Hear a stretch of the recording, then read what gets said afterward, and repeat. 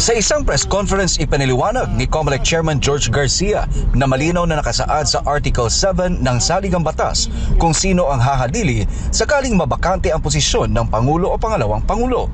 Ayon kay Garcia, na isa ring batikang election lawyer, kung mababakante ang posisyon ng Vice President, ang Pangulo ang pipili ng ipapalit mula sa Senado o Kamara. Ngunit kailangan itong aprubahan ng mayorya ng Senado at Kamara na boboto ng magkahiwalay. In case of vacancy, sa posisyon na halimbawa po ay Vice President halimbawa, in case of vacancy, ang papalit po dyan ay pipili ang Pangulo ng isa sa mga miyembro ng Senado o mababang kapulungan.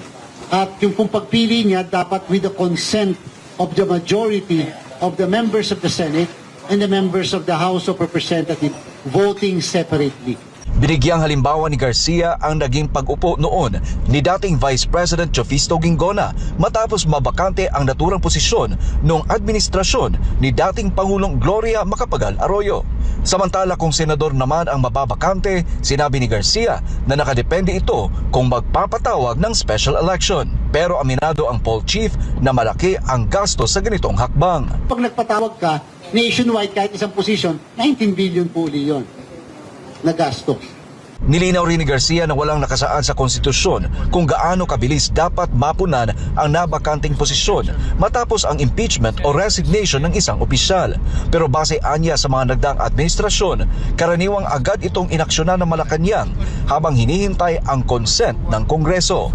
Sa parehong press conference, tinanong din si Garcia tungkol sa posibilidad ng resignation bago ang impeachment, partikular bilang isang academic discussion. Dito binalikan niya ang naging ruling ng Korte Suprema sa kaso ni dating Pangulong Joseph Estrada. Ayon kay Garcia, sinabi noon ng Supreme Court na anumang interruption, voluntaryo man o hindi, ay maituturing na pagkakaputol ng termino ng Pangulo.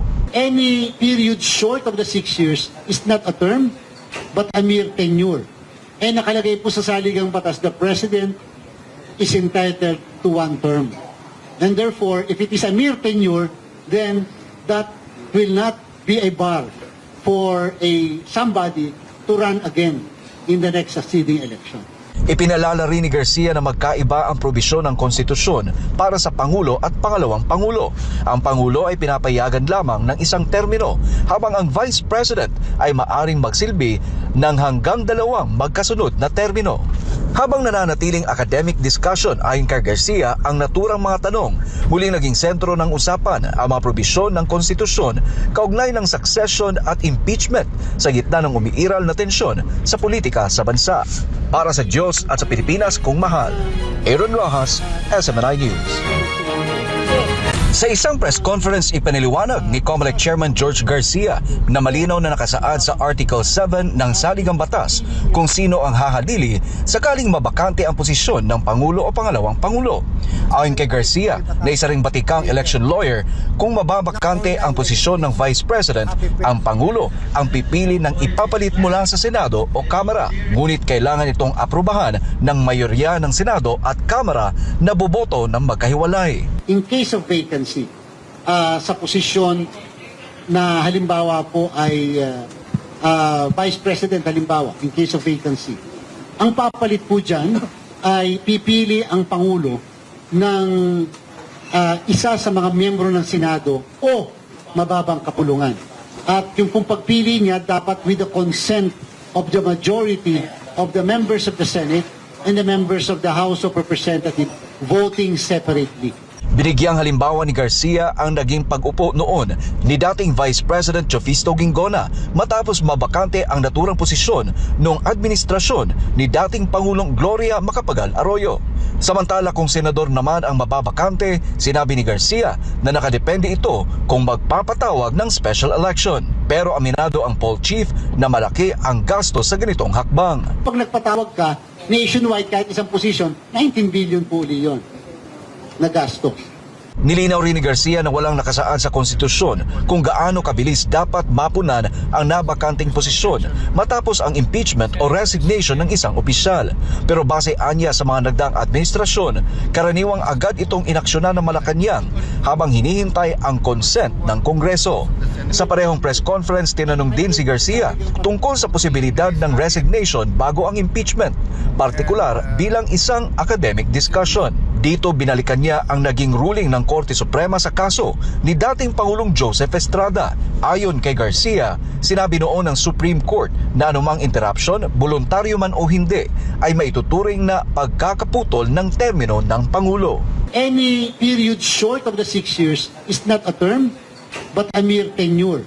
Nakalagay po sa saligang batas, the President is entitled to 1 term. And therefore, if it is a mere tenure, then that will not be a bar for somebody to run again in the next succeeding election. Ipinalala rin ni Garcia na magkaiba ang probisyon ng konstitusyon para sa Pangulo at Pangalawang Pangulo. Ang Pangulo ay pinapayagan lamang ng isang termino, habang ang Vice President ay maaring magsilbi ng hanggang 2 magkasunod na termino.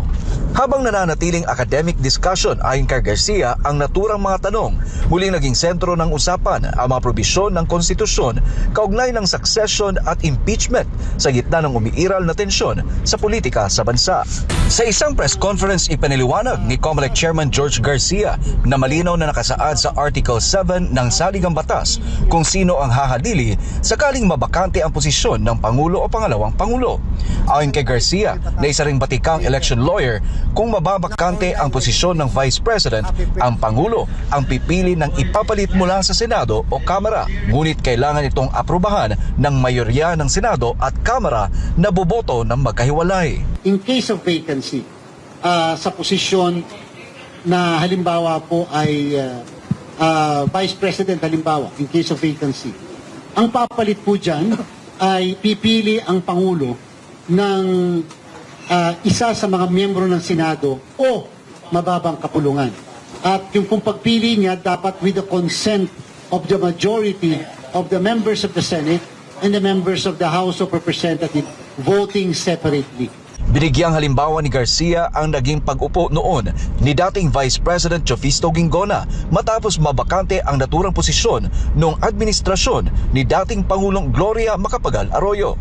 Samantala kung senador naman ang mababakante, sinabi ni Garcia na nakadepende ito kung magpapatawag ng special election. Pero aminado ang poll chief na malaki ang gasto sa ganitong hakbang. Pag nagpatawag ka, nationwide kahit isang posisyon, 19 billion po yun na gasto.